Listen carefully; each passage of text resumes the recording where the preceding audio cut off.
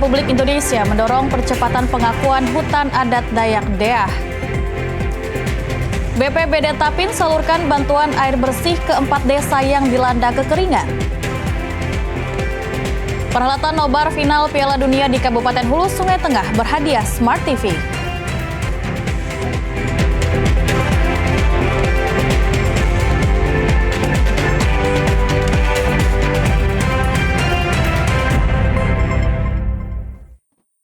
Assalamualaikum warahmatullahi wabarakatuh, selamat sore dan salam damai Banua. Pemirsa, Anda kembali menyaksikan Kalimantan Selatan hari ini, edisi Sabtu 18 Juli 2026. Selama kurang lebih 60 menit ke depan kami akan sampaikan rangkaian peristiwa dalam Kalimantan Selatan hari ini.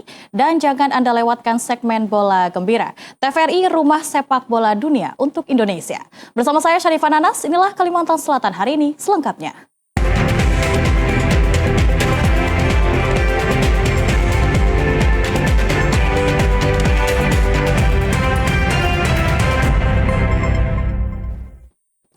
Mengawal informasi hari ini, pemirsa, kunjungan kerja Dirjen Kementerian Kehutanan pada acara Mesiwah Pare Kumpuh 8 di Desa Liu, Kecamatan Halong, Kabupaten Balangan, menjadi kado istimewa bagi masyarakat adat Dayak Deah dengan akan direalisasikannya pengakuan hak atas hutan adat. Secara nasional, pemerintah telah menerbitkan surat keputusan pengakuan hutan adat bagi 174 unit masyarakat hukum adat dengan luas wilayah mencapai sekitar 368.000 hektar di seluruh Indonesia. Namun sayangnya hingga saat ini Provinsi Kalimantan Selatan belum memiliki satupun surat keputusan pengakuan hutan adat. Direktur Penanganan Konflik Tenurial dan Hutan Adat, Dirjen Perhutanan Sosial Kementerian Kehutanan RI, Julmansyah mendorong pemerintah daerah Kabupaten Balangan untuk segera menerbitkan surat keputusan pengakuan keberadaan hutan adat milik kelompok masyarakat Dayak Deah yang berada di Desa Liu dan wilayah Gunung Riut. Keberadaan masyarakat hukum adat wajib dipertahankan karena menjadi bagian tak terpisahkan dari sejarah NKRI. Lebih dari itu, masyarakat adat dan hutan ibarat dua sisi mata uang yang tidak dapat dipisahkan. Seluruh budaya, tradisi hingga kebiasaan suku Dayak bersumber dari alam dan hutan. Jika hutan tidak dijaga dan haknya tidak diakui, maka warisan budaya tersebut terancam hilang selamanya. Kementerian Kehutanan siap dan terbuka memproses pengajuan pengakuan hutan adat di Jakarta, asalkan seluruh persyaratan lengkap dan sesuai dengan ketentuan peraturan yang berlaku. Sangat terbuka jika teman-teman dari lembaga adat Dayak Deah ini didorong ada SK pengakuan oleh Bupati Balangan. Dan nanti kami akan menunggu di Jakarta jika seluruh persyaratan untuk diajukan hutan adatnya, kami akan proses sesuai regulasi. Pengakuan hutan adat bertujuan untuk menjamin hak kepemilikan dan pengelolaan hutan sesuai dengan tradisi dan aturan adat yang telah dijalankan turun-temurun oleh masyarakat Dayak Deah, sekaligus menjaga kelestarian sumber daya hutan di wilayah Kecamatan Halong. Hairul, kontributor TVRI Kalimantan Selatan melaporkan. Keringnya sumur dengan kekurangan air bersih yang melanda 4 desa. Badan Penanggulangan Bencana Daerah berikan bantuan air bersih ke 4 lokasi terdata. Dengan menggunakan 2 truk tangki, Badan Penanggulangan Bencana Daerah BPBD Kabupaten Tapin salurkan bantuan air bersih untuk warga. Secara bergantian, petugas menyalurkan air kepada warga secara langsung. Hingga saat ini sudah ada 4 desa yang disalurkan air bersih, yakni Desa Budi Mulya, Desa Bitahan Baru, Masta, dan Desa Harapan Masa. Air bersih yang diberikan merupakan air PDAM, sehingga dapat dimanfaatkan langsung oleh masyarakat seperti air minum dan mandi. Kepala BPBD Tapin Muhammad Nor mengatakan, pihaknya menggunakan beberapa truk tangki untuk menyalurkan bantuan air bersih kepada warga yang meminta. Suplai air bersih ini tergantung dari permintaan, kalau misalnya biasanya mereka laporan ke kita kalau misalnya perlu air untuk di drop. Nah kita siap dengan 3 mobil tangki yang standby untuk drop air itu yang kita ambil dari PDAM setempat. Untuk kapasitas tandonnya berapa liter, Pak? Kapasitas tandonnya ada 1.200 liter. Dengan andangnya ya, andang tempatnya. Masyarakat yang membutuhkan air bersih dapat langsung menghubungi BPBD Kabupaten Tapin sehingga tidak ada lagi warga yang kesulitan mendapatkan air. Banyaknya keluhan masyarakat akan kenaikan gas LPG yang dijual di atas harga eceran tertinggi. Dinas Perindustrian dan Perdagangan Kabupaten Hulu Sungai Selatan, Pertamina, serta Satreskrim Polres Hulu Sungai Selatan kumpulkan para pemilik pangkalan gas LPG 3 kg. Dikumpulkannya para pemilik pangkalan LPG 3 kg semua kecamatan di Kabupaten Hulu Sungai Selatan dikarenakan harga LPG 3 kg dalam beberapa waktu terakhir menjadi keluhan banyak masyarakat karena kenaikan harga yang signifikan. Padahal harga dari Pertamina ke pangkalan tetap normal, yakni Rp18.500 per tabung. Dan pangkalan menjual ke pengecar kembali di bawah Rp25.000 per tabung. Namun yang paling banyak dikeluhkan masyarakat, yakni harga di tingkat pengecar yang dijual hingga Rp35.000 per tabung. Melalui kegiatan ini, para pemilik pangkalan dikumpulkan dan diberi edukasi agar bersama-sama mencari solusi harga kembali normal seperti semula atau di bawah Rp30.000 per tabung untuk eceran. Menyikapi perkembangan harga LPG 3 kg di lapangan. Memang selama ini Pak untuk harga LPG di saya sendiri gimana nih Pak? Oke, untuk di minggu-minggu terakhir ini memang ada kenaikan untuk Taiwan. Makanya kita mengadakan kegiatan ini, kita carikan informasi dan mungkin jalan-jalan keluar yang terbaik untuk mengatasi hal itu. Yang menjadi masalah ini sebenarnya harga di kios atau warung yang mencapai harga Rp25.000. Jadi memang pertemuan ini kita lakukan untuk mensosialisasikan kembali kepada agen dan pangkalan serta dampak apa sih yang terjadi di masyarakat jika harganya mahal. Nah, namun yang dapat kami sampaikan di sini bahwa pendistribusian LPG baik dari SPB sampai ke agen dan dari agen sampai pangkalan itu lancar dan harga pun sesuai HET di semua tingkatan pangkalan kami sesuai HET disalurkan ke masyarakat. Harga itu ada naik tinggi.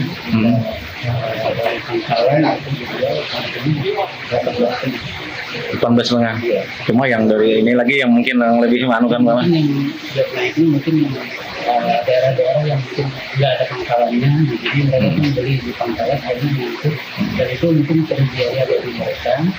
Ini mungkin menjadi pemberan usaha bagi mereka.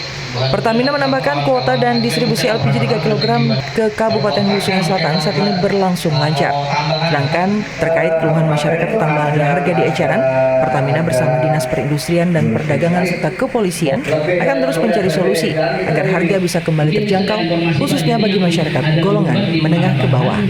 Duan Sanusi, TVRI Kalimantan Selatan.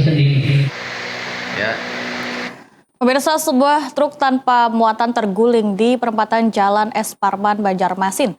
Kecelakaan tunggal ini mengakibatkan kerusakan fasilitas umum hingga membuat arus lalu lintas sempat mengalami kepadatan. Warga di sekitar perempatan Jalan S. Parman, Banjarmasin gotong royong mengevakuasi tiang penerangan jalan umum yang patah dan menutupi badan jalan setelah ambruk dihantam sebuah truk tanpa muatan dengan nomor polisi DA8147CP. Tidak hanya merusak tiang penerangan lampu lalu lintas, pembatas jalan juga rusak dihantam truk. Kecelakaan tunggal ini juga membuat jalan licin akibat tumpahan solar, serta terjadi kepadatan arus lalu lintas, hingga petugas lakukan pengalihan arus sementara. Menurut warga di lokasi kejadian, truk sebelumnya melaju kencang dari arah luar kota menuju pusat kota. Saat kondisi jalan lenggang, pengemudi diduga hilang kendali usai menerobos lampu merah, hingga akhirnya oleng ke arah kanan dan menabrak pembatas jalan. Meski tak ada korban jiwa, akibat insiden ini satu kendaraan sepeda motor terdampak. Sementara sopir truk dikabarkan alami patah tangan dan langsung dievakuasi ke rumah sakit terdekat. Pas tak melatung, jadinya nabrak yang lampu merah. Laju benar Bang, soalnya kencang banget suaranya. Untungnya kan tidak korban jiwa Bang kayaknya. Posisi sudah lampu merah kayaknya saya sentuh laju loh, ngejar lampu merah. Nah pas di sininya oleh tahu ngantuk kah atau remblong kah atau tahu semua. Kini truk sendiri telah dievakuasi ke Polresta Banjarmasin agar arus lalu lintas kembali normal. Musibah kebakaran rumah di Kota Banjarbaru kembali terjadi. Di Jalan Mistra Cokrokusumo, Kelurahan Sungai Besar, satu unit rumah berukuran 20 x 25 hangus terbakar. Kepolisian sebut akibat korsleting arus listrik. Warga Jalan Mistar Cokrokusumo, RT 15, Kelurahan Sungai Besar, Kota Banjarbaru, digegerkan dengan musibah kebakaran yang melanda bangunan rumah tidak jauh dari rusun Kementerian PU, tepat di belakang kampus Universitas Lambung Mangkurat.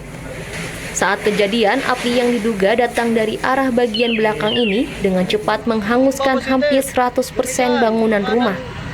Berkat kesiapsiagaan relawan pemadam kebakaran di lapangan, api tidak merambat ke bangunan lainnya. Ketua RT 15 Sungai Besar, Harmadi, mengatakan, api muncul pertama kali pada bagian belakang rumah. Karena musibah terjadi pada subuh hari, sehingga informasi terlambat tersebar ke relawan-relawan sekitar. Diperkirakan dari arah dapur. Apinya kenal kah? Lumayan lah. Soalnya sudah naik apinya besar. Objek yang terbakarnya apa, Pak RT? Perabot rumah tangga ini atau segala apa, pakaian. Sebuah rumahan lah. Iya. Kaur Inafis Polres Banjarbaru, Aibda Aulia Rahman, mengatakan, dari hasil olah TKP, penyebab kebakaran berasal dari konsleting arus pendek. Untuk sementara hasil dari penyelidikan kami, yang mana kami melakukan pengamatan umum dan juga memeriksa keterangan saksi, sementara hasilnya diduga karena adanya arus pendek di bagian area dapur rumah. Petugas pemadam kebakaran yang tiba di lokasi 30 menit kemudian langsung melakukan proses pemadaman secara intensif. Tidak ada korban jiwa maupun luka-luka dalam musibah ini, namun kerugian material diperkirakan mencapai ratusan juta rupiah. Sesaat lagi akan kami sampaikan informasi seputar Piala Dunia dalam segmen Bola Gembira. Tetaplah bersama kami.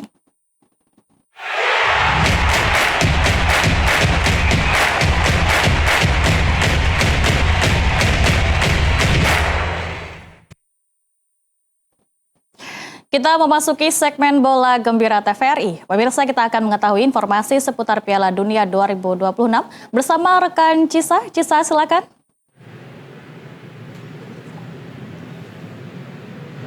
Terima kasih Nanas, pemirsa dimanapun Anda berada. Saat ini kita memasuki segmen Bola Gembira dan seperti biasa untuk mengawali Bola Gembira kita sudah kedatangan salah satu penikmat bola. Di mana di sini kita sudah kedatangan Mas Ade. Selamat sore Mas. Sore Mas Yesa. Gimana kabarnya? Alhamdulillah luar biasa. Sudah dengan baju Spanyolnya. Berarti emang mendukung Spanyol ya ini? Sebagai penikmat bola kita netral sebenarnya. Kita harus objektif menilai permainan. Oke deh. Nah, namun ada harapan kecil. Oke deh. Itu nanti kita akan bahas. Siap. Tapi kita akan membahas pertandingan yang dimana nanti malam kita akan melihat perebutan juara ketiga nih Mas. Dimana antara Inggris dan juga Prancis. Kira-kira gimana tuh? Pertandingannya akan berjalan seperti apa? Perebutan juara 3 ya. Harusnya di sini setiap tim, masing-masing tim mungkin akan memainkan pemain-pemain cadangannya yang belum bermain di pertandingan sebelumnya atau Piala Dunia. Ya, notabene mereka pasti memberi kesempatan untuk pemain-pemain muda mungkin yang dibawa ke turnamen kali ini biar merasakan atmosfer dan mendapatkan pengalaman juga untuk di pertandingan di Piala Dunia ini. Namun tidak menutup kemungkinan masing-masing negara juga akan memainkan pemain terbaiknya juga untuk mendapatkan peringkat ketiga tadi. Itu sih untuk prediksi yang mungkin akan dipermainkan oleh kedua negara ini. Nah, kalau misalnya kita melihat dari pertandingan yang sebelumnya di semifinal ya Mas, itu kan dari Prancis sendiri pemain depannya itu kan mati ya Mas ya, bisa dibilang nggak berjalan dengan semestinya lah ketika melawan Spanyol ya. Nah, sedangkan si Inggris itu memainkan permainan yang mungkin banyak orang yang nggak suka, di mana mereka nge-switch di mana biasanya main menyerang jadi bertahan. Nah, itu apakah akan terjadi juga nih?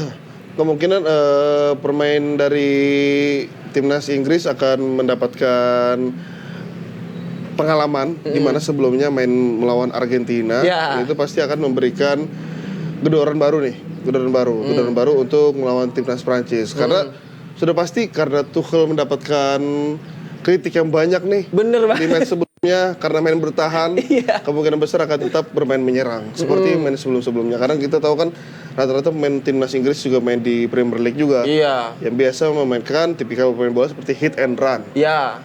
Bola lambung, bola jauh atau bola-bola pendek mereka terapkan semua pada satu pertandingan langsung.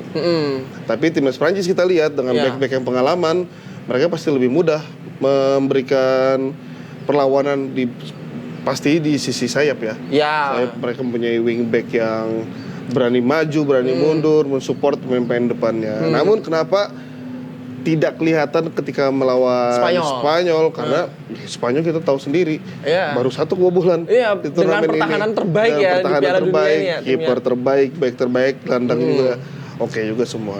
Oke. Nah, kalau misalnya dari Mas Ade kira-kira prediksi untuk nanti malam nih perebutan juara 3 siapa yang bakal menang? Perebutan juara 3 mungkin bisa prediksi lebih ke Prancis ya. Prancis ya? Lebih ke Prancis dari segi pemain, dari segi individual. Dengan trio sepelenya ya? Dengan trio sepele. Iya, Apa itu? Olise, Dembele, Mbappe. Oke. Oke juga sepele, trio sepele. Tapi kemarin sampai disepelein sama Spanyol, Mas. Parah sih ya. Nah, dengan trio sepele ini kemungkinan bahkan membuat timnas Inggris sedikit keteteran. Karena dari timnas Inggris juga mereka tidak maksimal di pemain bertahannya juga kan. Makanya pas melawan Argentina mereka memasukkan pemain bertahan lagi. Sampai 3 ya itu ya? 3 karena mungkin dinilai bertahannya kurang. Sudah oke tuh. Iya. Nah, di situ mungkin kunci si timnas Prancis dengan trio sepelenya, dengan gelandang-gelandangnya seperti ada Tchouameni, terus ada Cherki juga masih ada. Cherki juga jarang bermain di Piala Dunia kan. Nah, kemungkinan Cherki bakal diturunkan nih bersama Marcus Thuram juga ada. Iya, benar, Marcus Thuram. Nah, kira-kira skornya berapa kalau untuk Inggris dan juga Prancis? Kita berharapnya sengit ya. Ya. Balas-balasan nih gol nih biar rame. 4-3 dah. 4-3 biar banyak golnya ya. Biar nggak ngantuk lah ya. Biar nggak ngantuk. Sudah perebutan juara 3 ngantuk. Nah, itu dia. Harapannya seru. Oke, nah itu tadi kan dari perebutan juara 3 ya, walaupun juara tuh nggak ada ya Mas, aslinya juara 3 tuh nggak ada. Ada juara 1 ya. Ya, sekarang kita ngomongin tentang the real juara nih. Siapa yang bakalan the real juara? Kita akan menghadapi partai final di mana mempertemukan Argentina dan juga Spanyol. Argentina Spanyol, oke. Nah, kalau menurut Mas Adi, kira-kira gimana nih pertandingannya? Argentina Spanyol pasti ya di awal-awal mereka pasti bakal main lebih tertutup. Hati-hati mungkin ya. Hati-hati juga. Kita lihat beberapa pertandingan 3 match terakhir Argentina itu memainkan formasi 4-4-2. Awalnya hingga ya pasti baru kebobolan baru mereka ngotot main. Itu tipikal Argentina. Nah, tapi kita belum tahu nih Scaloni memainkan formasi 4-4-2 ini bertujuan untuk membaca permainan musuh kah atau memang udah buntu terus ganti udah buntu baru diganti formasi kah? Kita belum tahu. Tapi dari 3 match terakhir kita baca seperti itu. Pas kebobolan di menit akhir baru tuh si Messi FC ini memainkan posisi menyerang tadi itu. Nah, kalau kemarin kan sempet kalau misalnya si Argentina buntu, Messi yang sebelumnya mungkin jadi playmaker di tengah ya Mas ya. Betul. Itu menjadi winger di kanan tuh pasti ditarik ke kanan. Itu kira-kira apakah akan terjadi karena kita bisa tahu kalau misalnya Spanyol ini kan pertahanannya kokoh banget gitu. Apakah itu akan terjadi? Kemungkinan besar akan tetap terjadi seperti match-match sebelumnya karena perubahan formasi yang dilakukan Scaloni itu akan berdampak pada pertahanan dari Spanyol. Contoh, misalnya Messi yang awalnya main di tengah sebagai center forward atau playmaker, main ke right wing, dia akan otomatis menarik beberapa pemain dari pertahanan Spanyol. Karena apa? Ya, setiap pergerakan Messi akan menimbulkan beberapa ancaman untuk pertahanan Spanyol. Kita lihat gol terakhir melawan timnas Inggris. Pas Messi yang tertarik itu ya. Yang tarik ada satu gelandang atau beberapa gelandang keikut ke kanan. Kemudian baru itu tercipta tuh ruang di sebelah kiri. Ruang di sebelah kiri itu ya Enzo Fernandez tadi ditinggalkan oleh gelandangnya. Langsung shot dari kotak penalti itu tadi ya. Tidak dikawal. Iya bener banget. Itu yang berbahaya. Kalau misalnya itu tadi kan dari Argentina. Kalau misalnya dari Spanyol sendiri itu gimana tuh kira-kira? Apakah dari dia Spanyol akan menyerang atau tetap mengandalkan pertahanan yang bagus terus counter? Dari Spanyol harusnya tetap menyerang. dia untuk pertahanan sudah template, sudah seperti itu, tidak perlu dibantu bertahan lagi karena yang pertahanan sudah kokoh. Jadi mereka kan tetap fokus menyerang seperti pertandingan sebelumnya melawan Belgia, melawan Portugal. Mereka tetap fokus menyerang dengan pemain. Nah, kemungkinan ini di tengah pemain tengahnya Mas Cesa. Pemain di tengahnya itu kemungkinan ada perubahan, entah Fabian Ruiz kah, entah Dani Olmo kah, entah Pedri kah. Kadang 3 pemain ini yang diacak. Bermain, siapa yang bakal bermain? Kan kalau Spanyol kan mainnya kan dia pakai double pivot kan Mas, kalau nggak salah. Biasanya Rodri itu antara sama Pedri atau sama Fabian Ruiz. Betul. Nah, kalau yang di terakhir kemarin kan bermain dengan Fabian Ruiz ternyata works juga gitu. Iya, works juga, mencetak gol juga kan. Iya, kan. bener banget. Nah, kemungkinan besar si Dani Olmo dengan Pedri ini yang bakal gonta-gantian main. Nah, karena untuk main depan itu sudah pas Mas. Pakem lah ya pasti. Sudah pakem di kanan Lamine Yamal, di kiri Alex Baena, depan ya Oyarzabal. Udah pakem itu. Mungkin tengah aja. Kalau misalnya kita ngomongin ada satu pemain dari masing-masing tim itu yang bisa kita juluki sebagai super sub, di mana di Spanyol ada Mikel Merino ya. Dan juga di Argentina itu ada Lautaro Martinez. Betul. Apakah mereka ini akan menjadi clutch player juga nanti malam? Mereka besok malam ya. Besok malam. Untuk Mikel Merino pasti ini menjadi kunci dari De La Fuente untuk mencetak gol di menit-menit akhir, seperti 2 gol terakhir dia mencetak gol. Benar. Di Argentina juga mereka punya si Lautaro Martinez. Yes. Di mana terakhir juga dia bisa mendelay bola di sebelah kanan ketika sudah unggul, melakukan crossing kepada Enzo Fernandez mencetak gol. Di situ kemungkinan Lautaro Martinez bisa memberikan kejutan di menit-menit akhir untuk melawan timnas Spanyol. Nah, terakhir prediksi final dari Piala Dunia 2026, di mana ini adalah finalisima yang tertunda nih ya, benar kan? Betul. Dimana kalau misalnya Spanyol ini kalau misalnya juara, dia akan mengawinkan antara Piala Dunia dan juga Euro. Nah, sedangkan Argentina akan mengawinkan antara Piala Dunia dan juga Copa America tahun 2024. Yes. Dan kelebihannya di Argentina, Mas, kalau menang mereka akan back to back. Nah, itu dia. Di mana terakhir terjadi 64 tahun yang lalu ketika Brazil menang back to back di tahun 58 sama 62. Nah, kira-kira siapa yang bakalan juara? Sorry. Kemungkinan ini Spanyol ya. Spanyol. Tipis 2-1 atau 1-0. 1-0 karena timnas Spanyol bagus bertahannya. 2-1 karena kekuatan Argentina yang memang ngotot di menit terakhir. Tapi tetap menang Spanyol. Kalau dari Mas Ade tadi menang Spanyol. Nah, kalau misalnya untuk pemirsa menang siapa? Langsung saja Mas, terima kasih sudah masuk dan juga berkunjung ke Bola Gembira. Semoga semuanya bakalan berjalan seru ya Mas ya. Kita sebagai penonton bola mudah-mudahan akan terhibur dengan final yang disajikan oleh Argentina dan juga Spanyol. Baik pemirsa, kita akan memasuki informasi dari Bola Gembira, di mana pemirsa, pemerintah Kabupaten Hulu Sungai Tengah bersama KONI akan menggelar nonton bareng final Piala Dunia di halaman Kecamatan Pandawan. Nonton bareng ini dirangkai dengan lomba domino, lari balok, panco, badaku, dan lari malam dengan sejumlah hadiah menarik, salah satunya Smart TV. Berikut informasinya. Pemerintah Kabupaten Hulu Sungai Tengah berkolaborasi dengan KONI memastikan bakal menggelar nobar partai final Piala Dunia yang mempertemukan Spanyol dengan Argentina di halaman kantor Kecamatan Pandawan. Nobar dirangkai dengan berbagai macam lomba, diantaranya domino, lari balok, badaku, panco. Ketua KONI Hulu Sungai Tengah Yazid Fahmi mengatakan, gelaran lomba berhadiah diantaranya Smart TV, sepeda, hingga kompor gas. Selain hadiah lomba, pihaknya juga menyediakan door prize menarik bagi penonton yang menyaksikan partai final ini. Untuk berbagai perlombaan yang terbuka untuk umum akan dimulai pada Minggu pukul 20.30 WITA di halaman kantor Kecamatan Pandawan dengan jumlah peserta yang dibatasi. Pemerintah daerah dan KONI Hulu Sungai Tengah mengajak seluruh lapisan masyarakat menyemarakan partai final Piala Dunia bersama-sama sebagai ajang memperkuat silaturahmi antar warga. Selain menggelar nobar di halaman kantor Kecamatan Pandawan, pemerintah daerah menegaskan juga tetap memfasilitasi nobar di Taman Dwi Warna, Barabai. Ahmad Rizky, kontributor TVRI Kalimantan Selatan.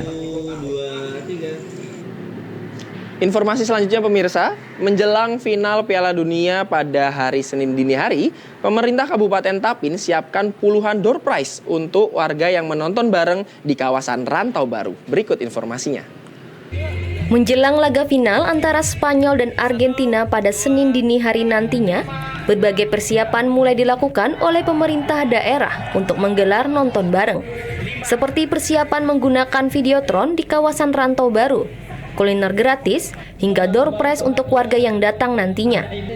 Semua ini dilakukan untuk memperkuat rasa kebersamaan masyarakat, menyalurkan euforia sepak bola, serta menjadi penggerak roda perekonomian dengan melibatkan pelaku usaha mikro kecil dan menengah atau UMKM lokal. Wakil Bupati Tapin, Juanda, mengatakan, dalam laga final nantinya pemerintah daerah menyiapkan puluhan hadiah untuk warga yang menonton di kawasan Rantau Baru. Untuk final nanti, kunjungi untuk final, nanti kita door prize-nya luar biasa, ada sepeda listrik ada 3 buah, ada kulkas, ada TV beberapa buah, terus ditambah lagi dengan mesin cuci ya. Tolong kunjungi nanti di finalnya nanti Spanyol sama Argentina. Masyarakat yang datang dihimbau agar dapat menjaga ketertiban sehingga pelaksanaan nobar dapat berjalan dengan lancar. Pecinta bola, jangan lewatkan pada Minggu dini hari pukul 5 waktu Indonesia Tengah, laga Piala Dunia 2026 akan mempertemukan Prancis dan juga Inggris dalam perebutan titel juara 3 Piala Dunia 2026. Selain itu, jangan lewatkan laga final perebutan juara 1 dan 2 akan mempertemukan Spanyol dan juga Argentina pada Senin dini hari. Dan berikut jadwal pertandingan selengkapnya.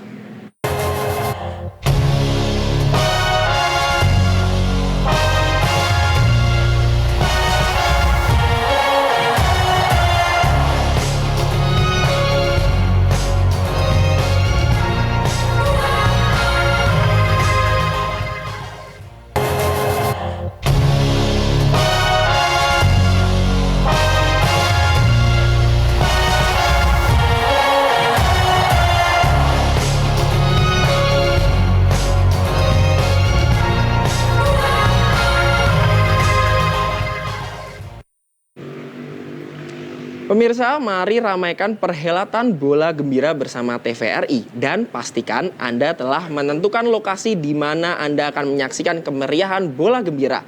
Dan berikut daftar lokasi nonton bareng bola gembira untuk wilayah Kalimantan Selatan.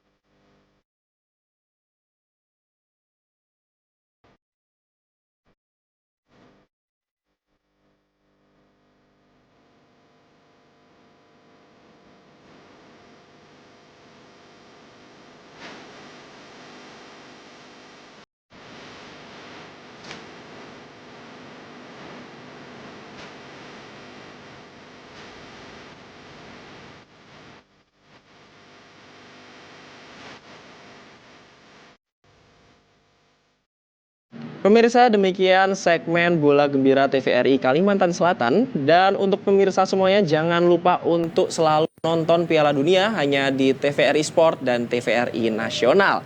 TVRI, rumah sepak bola dunia untuk Indonesia. Kembali ke studio. Baik, Cesa, terima kasih atas informasi yang disampaikan. Dan pemirsa, usai jeda kami akan kembali, tetaplah bersama kami.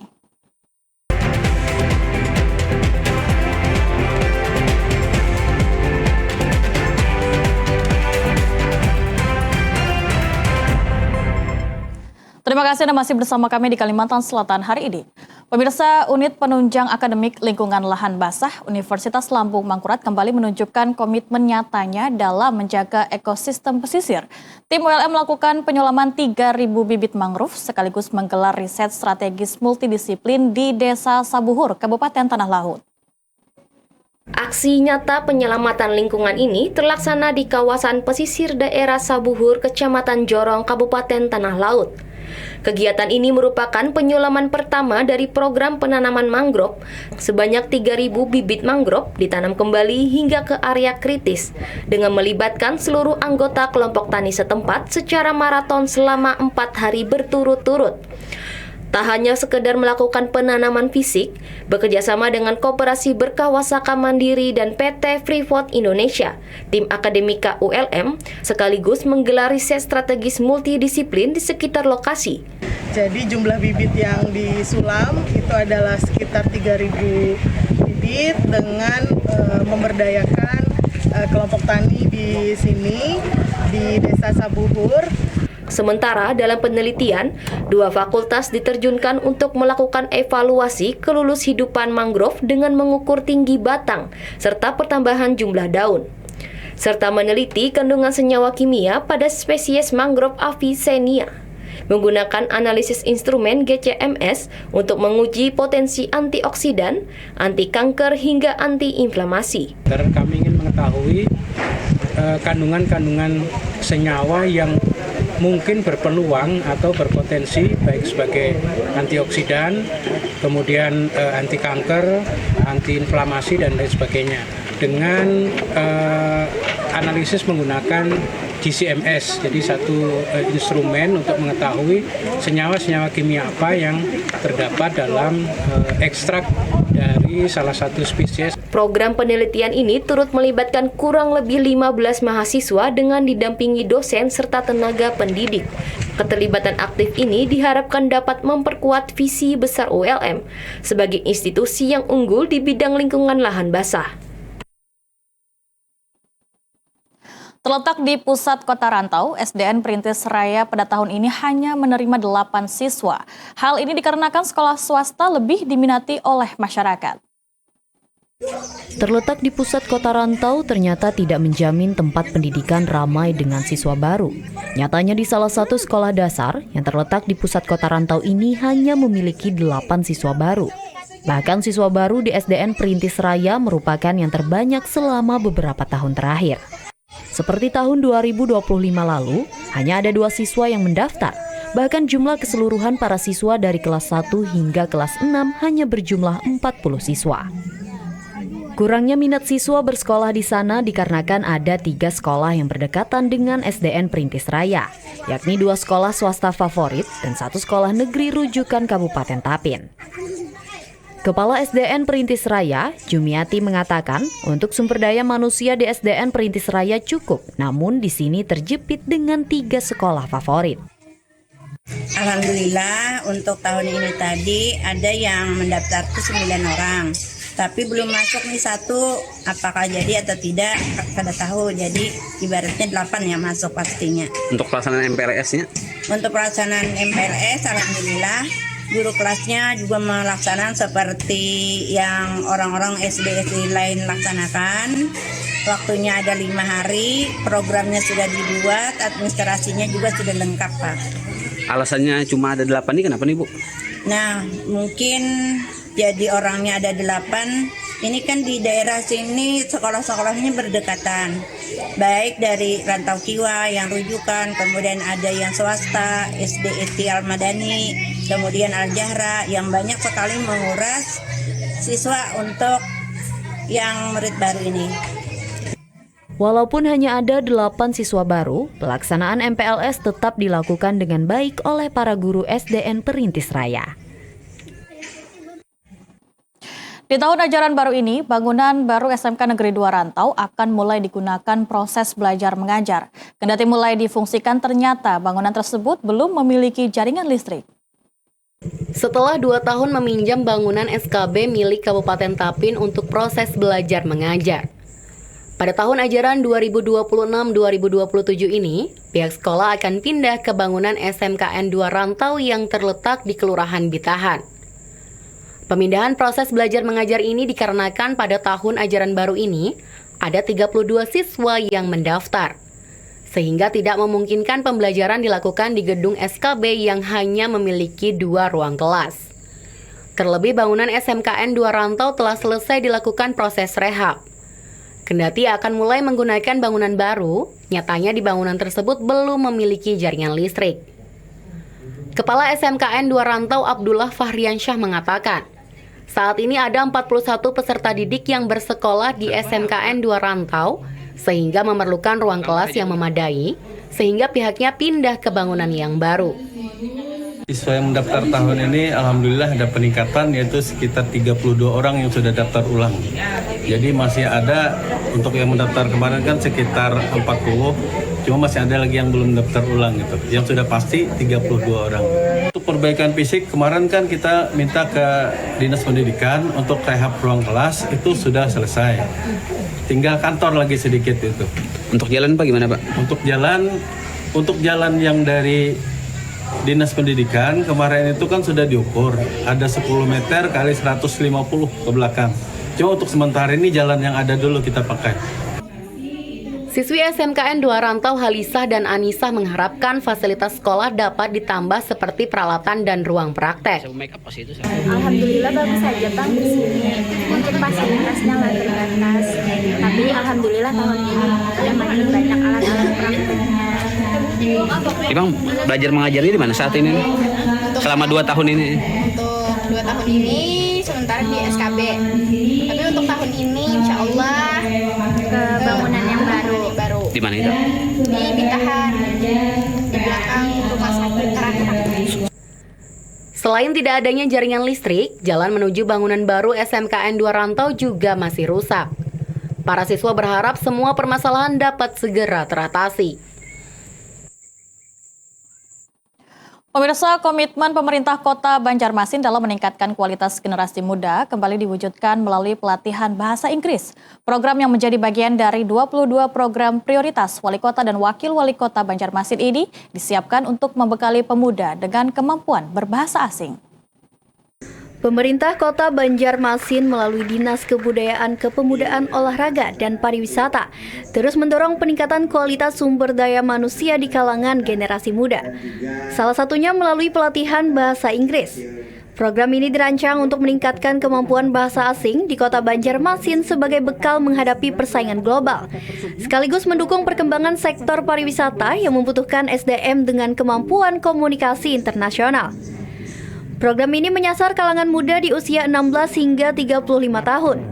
Kepala Dinas Kebudayaan, Kepemudaan, Olahraga, dan Pariwisata Kota Banjarmasin, Ibnu Sabil mengatakan, antusiasme pemuda mengikuti pelatihan bahasa Inggris sangat tinggi.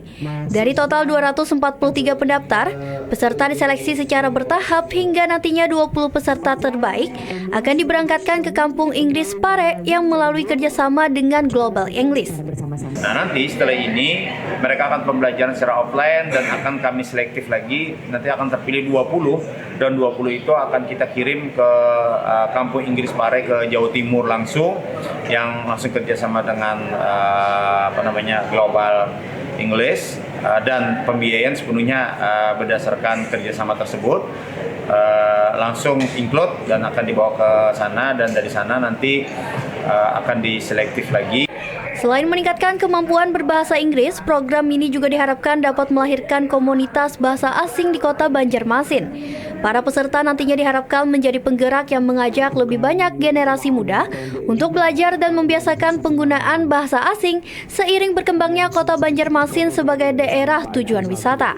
Kami juga memberikan Kepedulian tidak selalu hadir dalam bentuk barang. Terkadang donasi yang dikelola dengan tepat justru memberikan manfaat yang lebih besar. Inilah yang dilakukan Basnas Kalimantan Selatan dengan mengubah donasi pakaian bekas menjadi dana bantuan bagi pemulihan pasca bencana di Sumatera.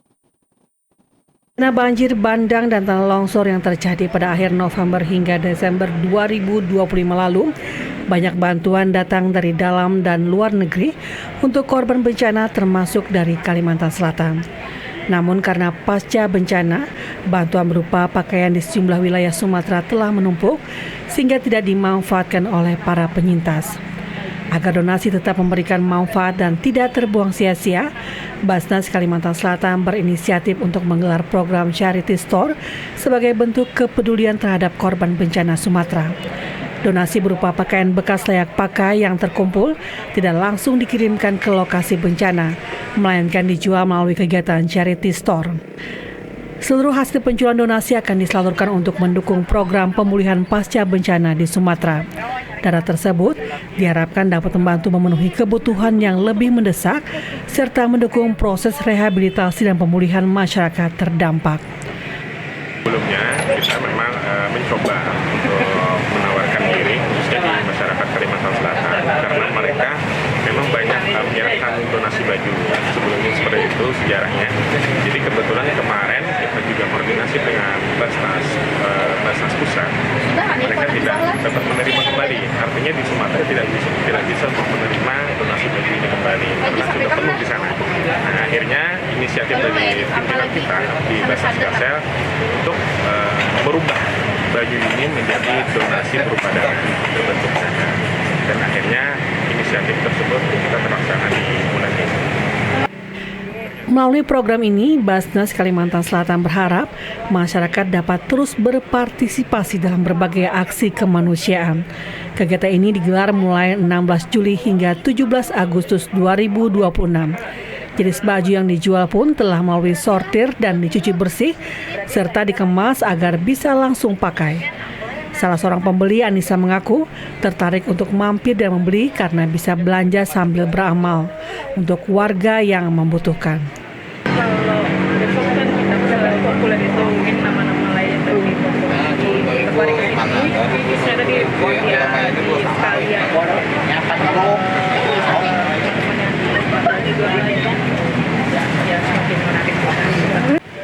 Program Charity Store menjual berbagai baju dengan harga yang terjangkau, mulai dari Rp5.000 hingga Rp50.000, tergantung jenis baju. Jika pemirsa di rumah ingin berbelanja sambil beramal, bisa langsung datang ke Charity Store yang berada di kawasan Masjid Sabila Muhtadin, Banjarmasin, dari Senin hingga Jumat, mulai pukul 9 pagi hingga 4 sore.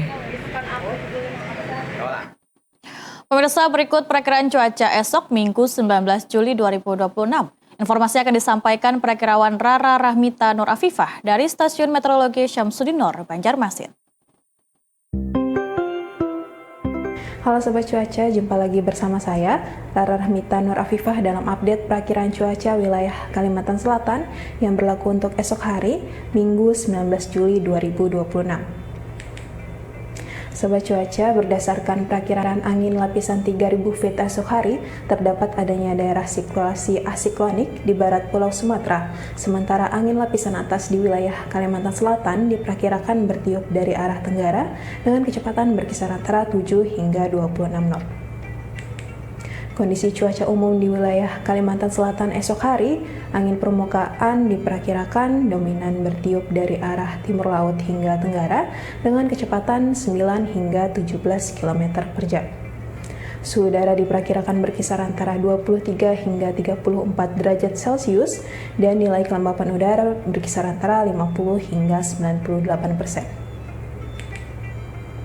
Selanjutnya untuk perakiraan cuaca pada dini hari hingga pagi hari, secara umum diperkirakan cerah berawan di seluruh wilayah Kalimantan Selatan, serta diperkirakan terjadi kabut di Kabupaten Hulu Sungai Tengah dan Balangan. Kemudian pada pagi hari, cuaca diperkirakan cerah berawan di seluruh wilayah Kalimantan Selatan. Dan kondisi ini diperkirakan masih berlanjut hingga malam hari. Selanjutnya perakiraan cuaca pada malam hingga dini hari, cuaca diperkirakan cerah berawan di seluruh wilayah Kalimantan Selatan dan diperkirakan terjadi kabut di Hulu Sungai Tengah dan Balangan. Sobat Cuaca, kita beralih ke informasi perakiraan tinggi gelombang. Bagi Sobat Cuaca yang akan beraktivitas di laut, tinggi gelombang di perairan Banjarmasin, Tanah Bumbu, Kota Baru, dan Tanah Laut esok hari masuk dalam kategori rendah, yaitu berkisar antara 0,5 hingga 1,25 meter. Baiklah, kita beralih ke informasi tingkat intensitas api kebakaran hutan dan lahan.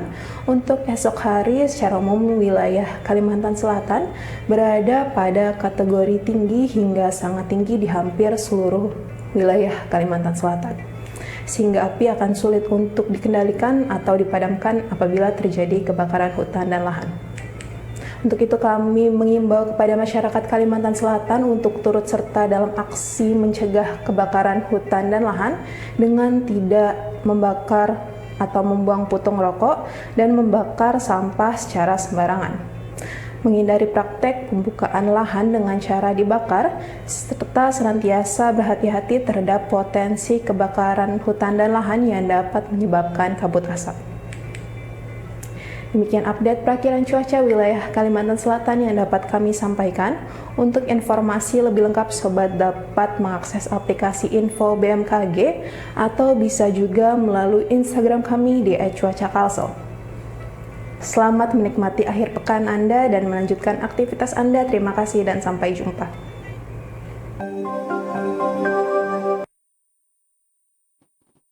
Usai jeda akan kami sampaikan informasi lainnya, tetaplah bersama kami di Kalimantan Selatan hari ini.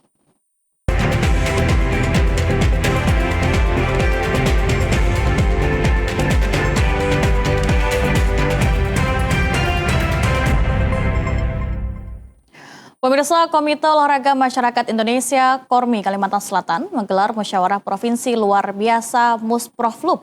Pembahasan program kerja Kormi Provinsi 5 tahun ke depan. Forum Musproflub Kormi ini menetapkan Sekretaris Daerah Provinsi Kalimantan Selatan Muhammad Syarifuddin sebagai Ketua Provinsi masa bakti 2026 hingga 2031. Komite Olahraga Masyarakat Indonesia Kormi Provinsi Kalimantan Selatan menggelar musyawarah provinsi luar biasa di Banjarbaru.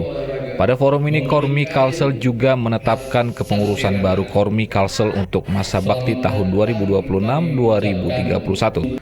Musproflub kali ini diikuti perwakilan induk organisasi olahraga dan Kormi serta Inorga dari 13 kabupaten dan kota. Pemerintah Provinsi Kalimantan Selatan melalui Dinas Pemuda Olahraga berharap musyawarah ini menjadi momentum memperkuat organisasi dan membangun sinergi untuk memajukan olahraga masyarakat dan membentuk arah baru organisasi untuk peningkatan taraf kesehatan masyarakat menuju Indonesia sehat. Pada Musproflub Kormi Kalsel ini, Sekda Provinsi Kalsel Muhammad Syarifuddin terpilih menahkodai Kormi Kalsel sebagai ketua untuk 5 tahun ke depan. Ketua Kormi Kalsel terpilih Muhammad Syarifuddin mengatakan di pengurusan yang baru dirinya beserta jajaran pengurus Kormi yang baru saja dilantik berkomitmen untuk memperkuat organisasi dan merangkul seluruh Inorga dan menjadi mitra strategis pemerintah dalam membangun masyarakat yang lebih sehat dan aktif ke depan. Dan kita ada beberapa program yang kita lakukan. Pertama, kita konsolidasi internal kita dan juga nantinya secara eksternal kita juga konsolidasi dengan Kormi yang ada di kabupaten kota.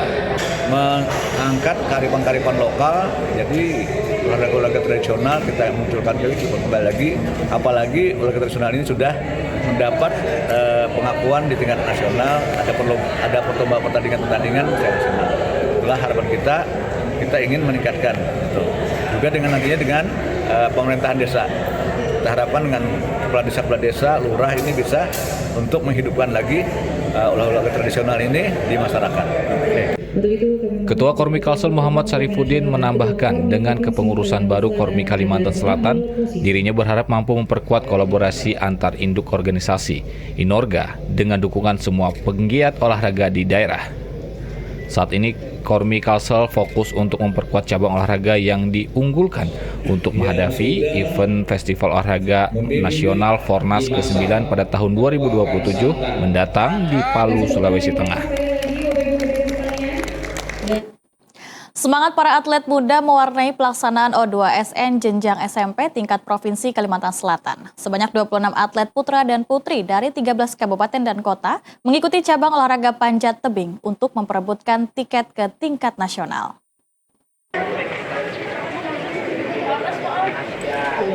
Cabang olahraga panjat tebing O2SN jenjang SMP tingkat Provinsi Kalimantan Selatan 2026 diikuti 26 atlet putra dan putri dari 13 kabupaten dan kota. Kejuaraan ini mempertandingkan dua kategori yaitu lead dan speed. Penentuan atlet yang akan mewakili Kalimantan Selatan ke tingkat nasional dilakukan melalui akumulasi nilai. Dari hasil penilaian, nantinya akan dipilih dua atlet terbaik, masing-masing satu putra dan satu putri, untuk menjadi wakil Kalimantan Selatan di tingkat nasional. Presiden Juri Panjat Tebing O2SN Ganang Prasetyo mengatakan, pelaksanaan O2SN menjadi momentum penting bagi pembinaan atlet. Terlebih ini cabang panjat tebing merupakan pertandingan perdana dalam O2SN. Ya, kebetulan tahun ini pertama kali bagi kami di cabur panjat tebing melaksanakan O2SN. Jadi ini termasuk kegiatan yang bagus karena atlet-atlet muda-mudi di panjat tebing ada wadah selain di kejuaraan resmi. Jadi sekarang di tingkat sekolah sudah bisa dilakukan pembinaan dan kami juga dari federasi panjat tebing lebih ada dorongan dan lebih mudah untuk melakukan penjaringan atlet di tingkat pendidikan, baik itu SMP dan juga ada kan O2SN tingkat SMK. Salah seorang peserta perwakilan dari Kota Banjarbaru, Ahmad Rais Hakim Salman mengatakan dirinya turun di kategori lead dan speed.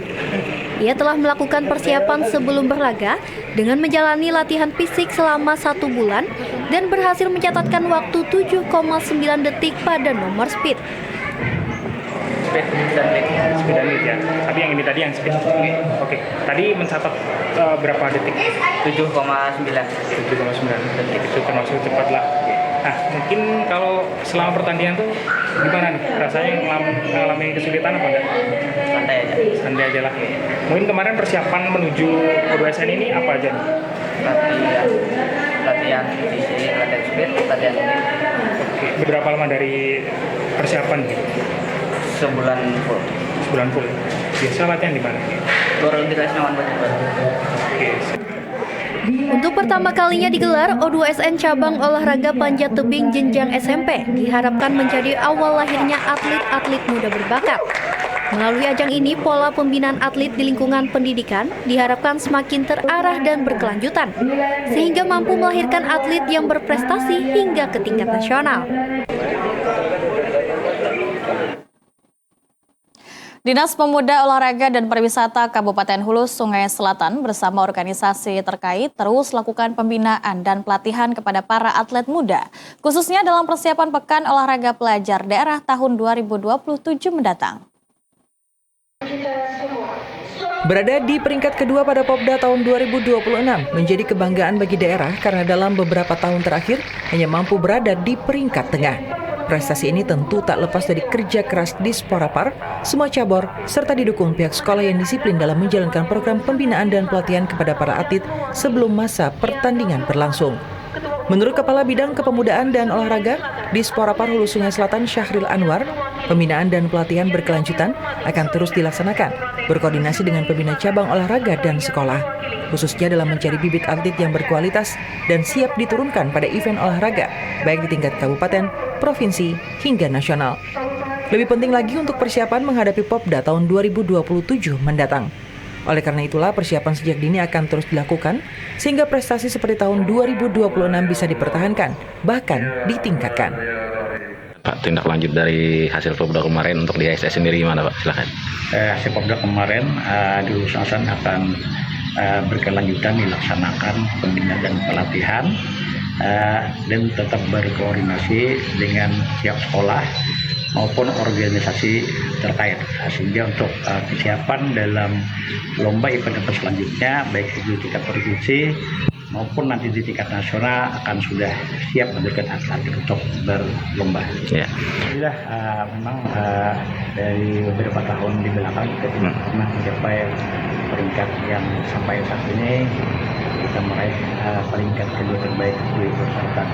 Dan saja kiat-kiat kami yang kami sampaikan kemarin memang harus rajin berlatih, terutama didukung oleh sekolah-sekolah juga, kemudian oleh pelatih-pelatih yang harus memang terjadwal melatih atletnya sehingga kebugaran maupun skillnya tetap terjaga.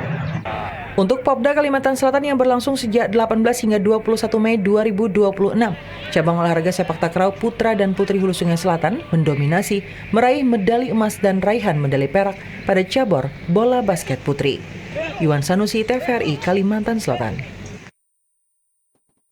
Pemirsa, sebelum mengakhiri Kalimantan Selatan hari ini, kita ikuti kilas balik berita utama hari ini.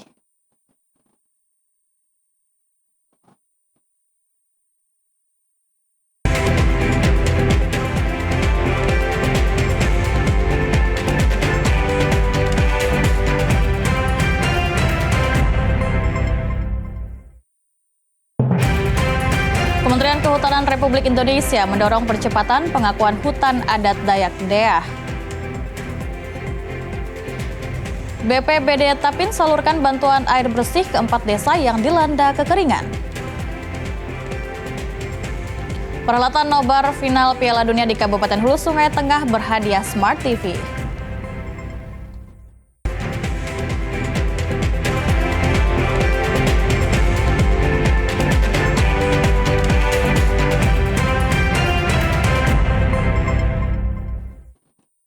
Pemirsa, informasi tadi sekaligus menutup perjumpaan kita. Demikian Kalimantan Selatan hari ini. Saya Syarifah Nanas, mewakili kerabat kerja yang bertugas, pamit undur diri dari hadapan Anda. Wassalamualaikum warahmatullahi wabarakatuh. Selamat sore dan salam damai Banua.